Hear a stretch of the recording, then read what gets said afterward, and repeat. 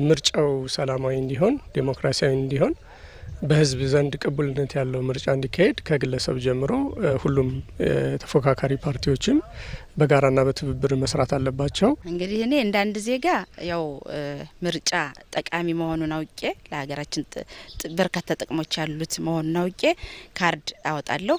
ያው በሚቀርበኝና በአቅራቢያዬ ባለው ምርጫ ጣቢያ ካርድ አውጥቼ መዘገባለሁ።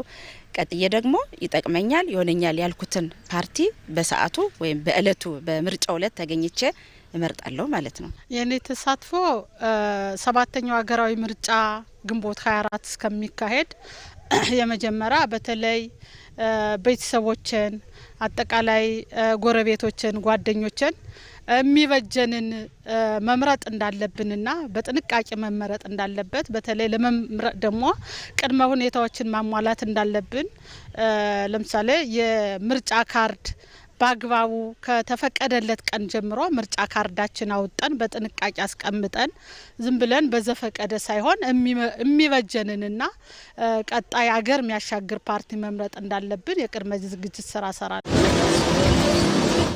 የሰባተኛው ዙር ምርጫ ለኔ ትልቅ ትርጉም የሚሰጠውና ሀያል የሆነ ምርጫ ከባድ የሆነ ምርጫ ህዝብ ተሰብስቦ ማንኛውም አቅመ አዳም የደረሰ ኢትዮጵያዊ ሁሉ ተሰብስቦ ጠንካራ መንግስት ጠንካራ ሀገር የሚመሰረትበት የህዝብ ድምጽ የሚገኝበት ዝግጅት ነው።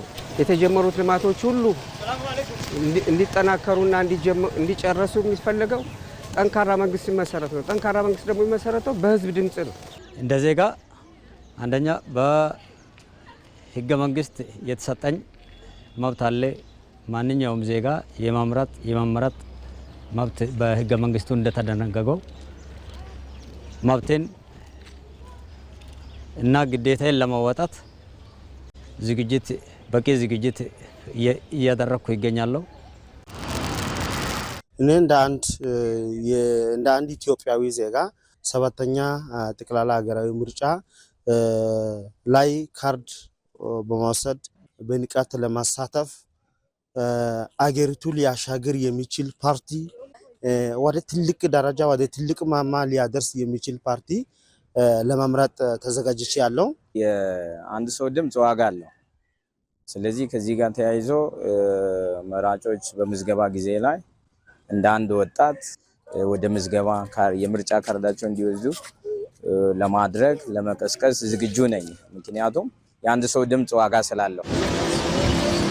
ካርድ ካልተያዘ እድሉን መጠቀም ኢትዮጵያዊነትን እድል መጠቀም ስለማይቻል ምንድነው ማድረግ አለበት? ተሰልፎ ካርዱን መውሰድ አለበት። ካርድ ከወሰደ በኋላ መምረጥ የሚችለው የሚሆንለትን መንግስት ፓርቲ መምረጥ የሚችለው ካርድ እጁ ላይ ሲገባ ብቻ ነው።